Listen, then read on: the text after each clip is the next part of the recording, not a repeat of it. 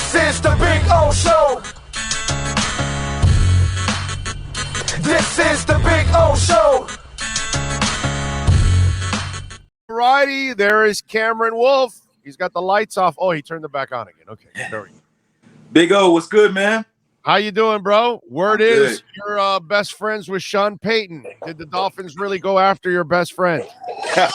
I don't know anything about the Sean Payton stuff, man. Florio has some contacts clearly that I don't have about this whole Sean Payton deal, but who knows? I mean, I think that imaginary contacts. Who knows? I'm just saying, you know, there's more crap thrown on the wall there than anywhere else, and let's see if it sticks. You know, Right. it's that kind of stuff. Just like he won't even let go of the Watson stuff either. It's like, yo, dude, come on, the plan's there. It's been there from the get-go, but whatever. It is what it is. So you're not believing Brady and Payton, or what? Where you stand on that? So I don't know if I have a full stance. I haven't heard anything about that. Obviously the stuff that Flores put out about the quarterback that was supposed to be meeting with them back in 2020, that was Tom Brady, I was told. But as far as the 2022 season, I mean, there's a lot of layers there. Both Brady and Payton are still under contract with their current teams.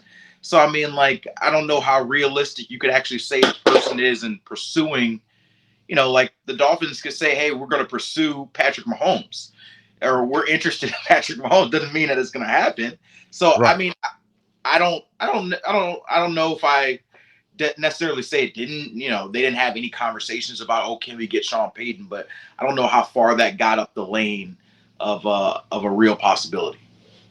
Before I get to the continue with the Dolphins, what do you think about this Rodgers story now that he is looking for $50 million a year now, and I mean, that would be kind of crippling cap wise too for Green Bay. I know he's worth it, because if you're going to pay Kirk Cousins $35 million, this guy's 3 times better than Kirk Cousins. Yeah, no, $50 million is crazy. I don't think we've seen. I guess Mahomes got the $40 million, but 50 would be wild. Like you said, salary cap. I think the salary cap's a little over $200 million, so that's almost a quarter of the salary cap with one player. Sorry, my daughter's in here. You could hear her. She wants the $50 million, bro. Yeah, that's what she's complaining about. What the hell is that, Aaron Rodgers? I deserve $50 million. Right. So you she's can't argue Aaron deserves it, but I think this will be a very interesting back and forth, because you already seen the Packers president already say, hey, I didn't promise Aaron Rodgers that I was going to trade him.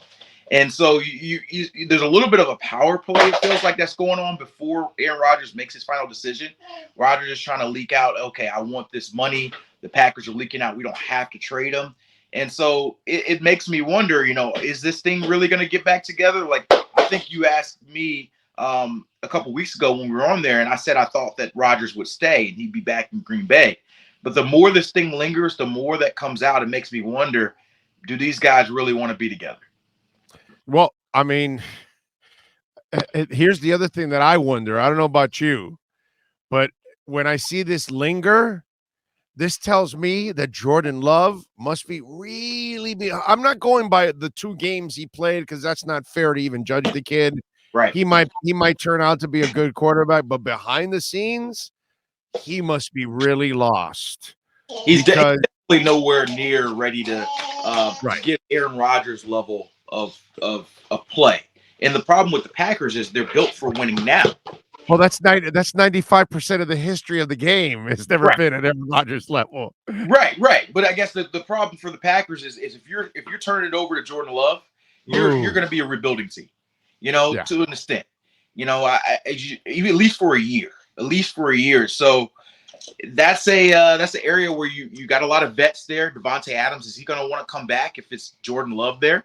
You got other guys that are coming up free agency wise. Are they going to be willing to take a little bit less money if it's Jordan Love versus Aaron Rodgers? All these things are a part of the decision. So, he's hinted at saying he's going to make a decision soon to help them out. But we're the last day of February, free agency in 2 weeks. I'd imagine we hear a decision, this week maybe. I figure it's got to come this week. So It's going to be very interesting to see what he says, and if he doesn't say, "Hey, I'm coming back," what do the Packers do? Do they feel like their hands forced, or do they play hardball? And if they play hardball, that's going to be a whole nother thing. He's going to do his whole interview cycle with Pat McAfee weekly, talking about how they're trapping him. So I think that's probably the most interesting story in the league right now. Question is, did that sponsor extend it past the season? That's the question. Are they paying Aaron Rodgers past the season for that segment? I don't know about that. I'm thinking the business side of it, since I got to handle all those kind of things. Yeah. The other thing is that, and what this reminds me of, as the great Bob Marley would say, exodus, movement, culture, people. Well, as Tom Brady leaves, Ali Marpet says, "Yeah, I'm retiring. Yeah, I don't really need to stick around." And I think exodus is happening. Well, same thing here. I think the front office knows too. You trade Aaron Rodgers, exodus is happening. So even if you went to Trey Lance, he's going to play behind, because I was laughing my ass off last week when Bruce Arians is defending Blaine Gabbert and saying, "Well, Blaine's never played with this good of a team." I'm like, Bruce, when Brady says he's gone, that team's not going to be that good anymore. You're not sticking around either, my brother. You know what I'm saying? And here's Ali Mappart, already going, yeah. So I think that's kind of the issue too for Green Bay and for the Bays, for Green and Tampa. Those two guys leave. Others are scattering and saying, "Hell no, I don't want to be a part of the of part two here." Yeah, you're right about that. There's certain players, probably about 5 of them in the league, who draw talent to their city, particularly because they want to play with them. So Tampa, and that's funny, I actually spent some time covering the Bucks this year, and I was talking to some of their front office people and their PR people, and they were like, "It's crazy because before Brady came, we were an afterthought. People wouldn't come into the game. People didn't want to talk to us. They didn't want to ask for our star players. And now that he's here, we've got requests out the wazoo." And they were like openly curious whether it would stay or whether it would go after. And now we're going to see. I mean, maybe there's some fans that linger for another year in Tampa, but do they eventually go back very quickly to where they were before? I mean, the Packers have a big fan base, so maybe they don't have as big of a drop off with Aaron Rodgers, but still, they went from Brett Favre. They have no drop off. Packer Nation never has a drop off. Right. But remember Tampa went through this already. Yeah. Well, those Dungy teams that then Gruden won the title, but then after that they had 20,000 in waiting list. Right. 2 years after that title, that waiting list was gone, and they were disappearing as that team disappeared. Once Derek Brooks and Allstott and all these guys were gone, and the Barbers and all that, it was over, dude. They were done. Yeah, and we talk about Green Bay. They've been one of those spoiled teams. Remember when we talked about spoiled about a month or two ago? They went from Brett Favre to Aaron Rodgers. That's been their last 3 decades of quarterbacks. So they're used to Hall of Fame play at the quarterback position consistently. You bring in Jordan Love, I don't think that audience is going to have much patience for, not top level play. So that's going to be interesting to watch if Aaron does leave, what the patience level is for Jordan Love. I remember when I was in Denver after Peyton Manning left, the quarterbacks after him were all bad, but they all got it worse because they were coming after Peyton. Trevor Siemian was that guy. Then it was Paxton Lynch. They drafted him in the first round, and everybody was really hard on him because it's like, you don't work like Peyton. You don't throw like Peyton. It's all that. So, as we know here in Miami, following a legend at quarterback is not easy to do. And the pressure. Well, we had it here, Doggy. We had Greasy and Marino, and even a bridge of Woodstock in the middle. They made the Super Bowl with Woodstock, with Woodley and Don Strock. But in between the Marino and Greasy era, which are 2 Hall of Famers, it was only like 2 years, but we still had a Super Bowl appearance in all of that. So we kind of went through that with Green Bay, where we experienced it for 3 decades, and then ever since we've been obviously cursed. It's one of those things. So Green Bay better hope they don't get the curse. You know what I'm saying? Because that thing can last, boy. That can last for a long time, and it is painful, man. Yes. Okay. Look at the Colts. They went through Yep. Manning, and then they got Luck. Andrew Luck. And then since then Now, they have no luck. You know, so QB it's purgatory. Now they're looking yeah, to move on from another quarterback this offseason. It it's a sounds rough like. one. So, All right, what do you think happens with Gesicki? Because he doesn't fit what they do. correct. But would they be willing to work with him for a year to try to see if they can fit the square peg in the round hole? You know, I was talking about this with Poupart years ago. Brent Jones for the San Francisco 49ers is a Hall of Famer, but he also was kind of like Gesicki. He was that tall ass receiver playing tight end, not really much of a blocker. So I'm just wondering what happens here. What's your gut tell you? My gut tells me that there is no long-term extension. I think they either give him the franchise tag or let him go. And so I think you're right. It's either a 1-year bridge and see if it works, or you let him go. And the more I listen to the new staff and hear what they're doing, I'm starting to think let them go. And I know Dolphins fans aren't happy with that, but if you have a choice between bringing in maybe another free agent receiver or another guy who maybe fits your skill set better, rather than bring back a Gesicki who may limit you a little bit in your play calling and your scheme, that could be, your option there. If you can bring in a guy like I don't know, a Michael Gallup or somebody of that sort, or a Christian Kirk, someone who probably is going to make similar money, but you can use in multiple roles and not just as a receiving slot tight end, then I think that is something you have to consider. And when you listen to Mike McDaniel talk, he's talked about getting the ball in his playmakers' hands and letting them run after the catch, right? And so what we know, Waddle does that excellent, but who else on this team does that? And they need to get at least one more of those guys. Not going to be Devontae Parker. Mike Gesicki is really good at a lot of things, but not open field running and yards after catch. So where are you going to get that guy? Are you going to get him with the 29th pick, or are you more likely to get him in free agency? And so if you do get that guy, to me that fills a slot position. And then what do you do with Gesicki? So at this point, I'm probably leaning towards they let him test the market and see what is out there for him. And my guess is there's going to be enough out there for him to leave and find something better.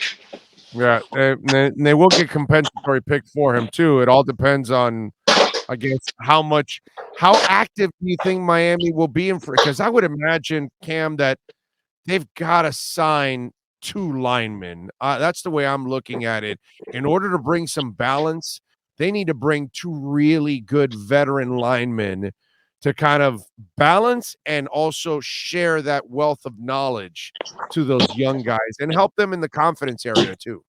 Absolutely. I think you look at that market, and the problem with offensive tackles is they all get re-signed a lot of times before they hit the market. So you can look at Teron Armstead, and I love him here in Miami. He would fix the left tackle spot immediately. He's, 31, but you still be able to sign him to a 3 or 4 year deal and be fine.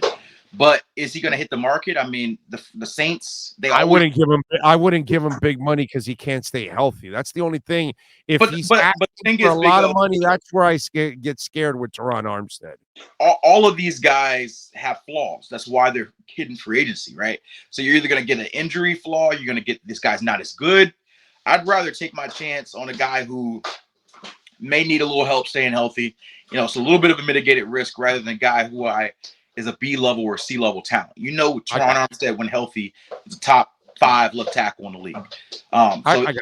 That makes sense. But when you get past him, maybe Cam Robinson's on the market, and he's been up and down in Jacksonville. Orlando Brown out there. I don't know if they're not letting him go. Trent Brown's another one, but I don't know if he necessarily fits the zone blocking scheme. He's more of a power guy.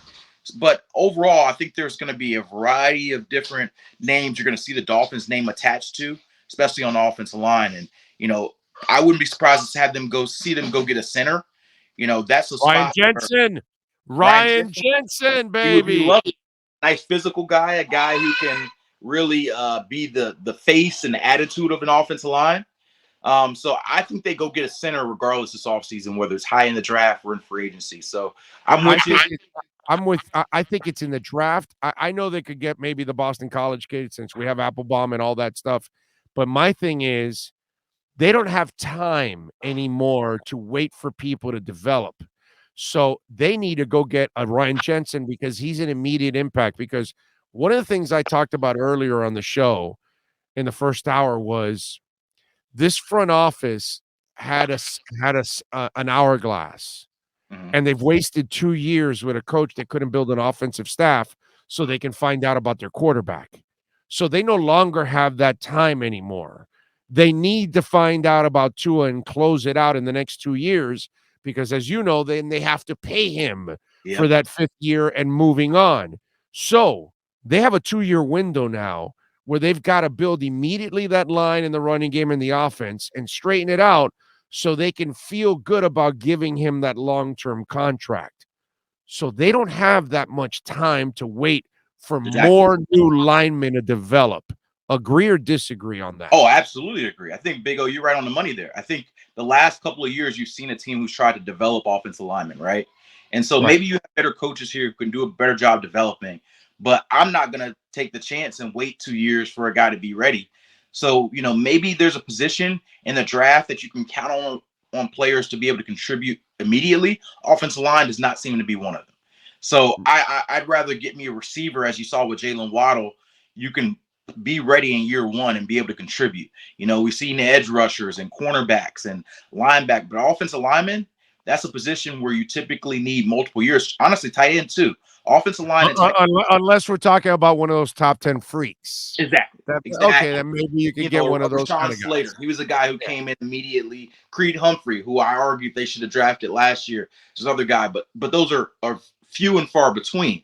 So I think you got to go make a splash in that free agency market, that trade market, and get at least 2 new starters on that offensive line.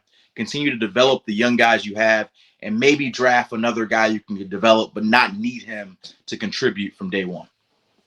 Follow him on Twitter at Cameron Wolfe. Catch his work there at the NFL Network. And, of course, catch him here exclusively twice a week doing his thing with the Fort Lauderdale Police Department Miami Dolphins report. Cam, as always, thank you, my friend. Appreciate you. Safe travels to the Combine. Appreciate you, man. Sorry for the noise my daughter was making here. She decided to make this. Those are awesome noises. Plus, she's smart, dude. She heard $50 million and she's like, yo, I want it. Let's get it, right? Notice how she stayed quiet after that. She was interested. She's a smart girl. You're raising a smart girl there. She knows money. Every time she sees me grab my credit card or my wallet, she knows what that means, and she tries to grab for it. So that is not something she needs explained to her. Yeah, but she's disappointed your credit card doesn't have $50 million. That's why she was nowhere near. That's why she was kind of talkative at the moment. They're going, yo, Dad, $50 million. Let's go. Get on it. Right. All right, Cam. Appreciate you, my man. You be good. All right. Appreciate you. You got it. There you go. Cameron Wolfe.